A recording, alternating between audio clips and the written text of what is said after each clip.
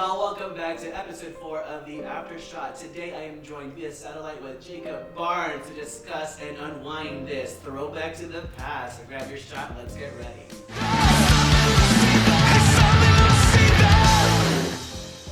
Alright, joining me via satellite is Jacob Barnes. Jacob, how are you today? I'm doing really well, thank you so much. Dude, thank you. Thank you so much for being here. Well, congrats on an amazing second season. We're so happy to have you back. And with that, let me celebrate with the cheers.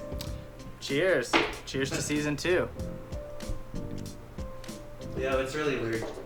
I'm taking drinks. Oh. It is early in the day. Yo, I mean, hey, it's been such a journey from season 1. So first off, I just want to thank you so much for being so down to do season 2. And honestly, I can't even think of an amazing, better crew to do it with having you involved. I mean, this season, it literally was all hands on deck, wasn't it? Thank you so much, man. I was so honored to be a part of it, and it gave me a chance to wear a few different hats than just acting, so I was grateful for that. Yeah. So yeah, in case y'all don't know, I mean, you had Jacob, even in the episodes he was in, he was behind the scenes helping Corey, EPD, he was being my PA, he was being crew, so literally this season was the season of many hats with them. Yeah, it was awesome. I got a chance to take some behind the scene photos. That was something else. That was really fun, and a lot of the places that you'll see in season 2 actually took place in the house that I was living at the time, so that was also cool. Yeah. So let's talk about the elephant in the room. So you are not in Los Angeles at the moment. Where are you right now? I'm actually in Utah. This is where I'm from originally, and I am back here now. I just recently got married to my wonderful, wonderful fiance, now wife. She's my wife now. And yeah, I'm just enjoying being out here, being close to my family. It's been really great. Well, cheers to that. Another cheers to that. Congratulations. Yeah, cheers. I'm so happy for you. Thank you so much. We're really excited. It couldn't have, it went as good as it could have gone, really. Well, let's dive into it. Episode 4. All right, let's do it. Before this even started, we actually had conversations about Tim's character. Mm-hmm. You know, after we filmed season 1, you and I actually had a lot of conversations of kind of what route I wanted to take with him. So this was actually, honestly, this episode was, I think actually, even Corey read this was the first episode I wrote for season 2, so I definitely wanted to dive into Tim's background. So we kind of do a little journey to the past essentially with him. So tell us about that. Yeah, absolutely. So before Guillermo shows up in Tim's life, Tim is one of those people that really thrives on structure, having his world extremely, copy and paste, organized, and he seems to really thrive on that type of life. However, as certain hardships come up, he uses that routine as kind of a crutch or something to fall back on that kind of becomes an unhealthy type routine, and he doesn't have to face these things that are as difficult. So it's good to see where Tim is mentally when he first meets Guillermo, because Guillermo is like this, he comes and disrupts Tim's world completely. So this episode is I think to date the longest episode we've had of Functional, and I purposely wanted to keep it. There really wasn't anything I wanted to cut. I wanted to keep it long because again, it kind of showed a little bit of a backstory and showed where he is, why he acts this way. Was there any challenges that you thought preparing for this episode? Because I think I gave this to you way before even the actual script was done, just to kind of see where was there any challenges? Yeah, I did. You did. There definitely was. There always are challenges, honestly. But for me, the challenges with Tim in this season were finding those moments in the script where Tim's energy would shift. He has a large arc throughout the season, as we will all see coming up, and to find those moments, those beats within the script or within situations where Tim starts to do things differently than he was doing them before, and you want to make those changes subtle, but also you don't want the audience to miss them.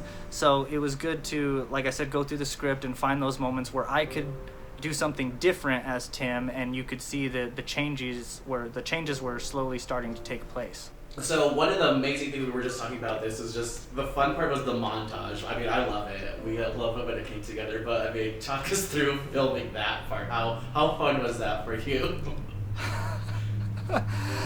Well, looking back, it's fun and it's good to laugh about. But in the moment, it was kind of chaotic. There was all these costume changes, and for me, going these were back to the different challenges, days, too. I was like, yeah, these were different days, and we had to keep track of, you know, the clothes I was wearing. At times, I was like, shit, I don't even own this many clothes. Like, I don't even know what to do about this. But for me, it was the physical consistency, you know, the continuity of getting my body and my posture and my angles just as precise as I possibly could, so that the transitions of going day to day just looked more and more fluid. The only thing that was different was the clothes that I was wearing, but I tried to keep the motions right the exact same. So, you know, after a 10-hour day of filming, that gets really difficult. Remembering what clothes I'm supposed to be wearing, how I moved in the last scene so I can recreate it again. So those were definitely challenges. Well, final question. I've asked you this question season 1 during the after shot, so I'll ask it again. Do you think Tim is happy? No, not particularly. I think he tells himself that he's happy because he's checked off all of his life boxes. So he tells himself, you know, you should be happy. You have X, Y, and Z. You have no reason not to be happy. And I think sometimes Tim even believes it when he tells himself these things. But as far as being truly happy and truly honest, for that matter, no.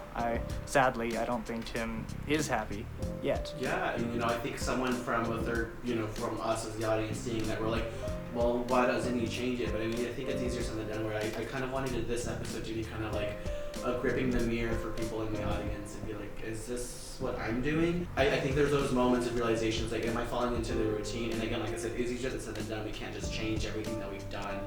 But I mean, there's those little moments of like stepping out of your comfort zone, which I think is helpful every now and then. Sure. But yeah. Well, on a brighter note, Jacob, I want to thank you so much. I mean, again, like season 2 was a monster to film in the middle of a pandemic. So I really want to thank you for your enormous help, for being able to, you know, switch hats multiple times. And acting with you, I do want to give props to you. Like, it's something that is natural when I'm acting. Because I mean, I don't consider myself to be the best actor, but acting with you is just someone I'm like, you know, you do bring out amazing emotions out of me. So thank you so much, and I want to congratulate you on everything that you've been doing. And this has been an incredible year for you as well, personally and you know, professionally. So I want to congratulate you and thank you for everything you've done this season. Wow, I thank you so much. Really, I'm over the moon to be a part of this, and I'm truly honored and grateful to be a part of the Functional family, really. And beyond that, I have gained some sincere, lifelong friends in the process, and that's priceless. I don't know you. I had the script. Don't get mushy when I'm kidding, no. Yes, there it is. There we go. I'm being too cordial with you right now. But, no, from the bottom of my heart, I want to thank you so much, and thank you so much for always being available. Because I mean, I keep throwing all these like projects at you for this show, so I would appreciate and thank you for that. Sure. Perfect. Well, that is it for episode 4 of the Aftershock. I want to thank everyone for watching. Make sure to stay tuned. We have episode 5 coming next week, and y'all, it's getting started.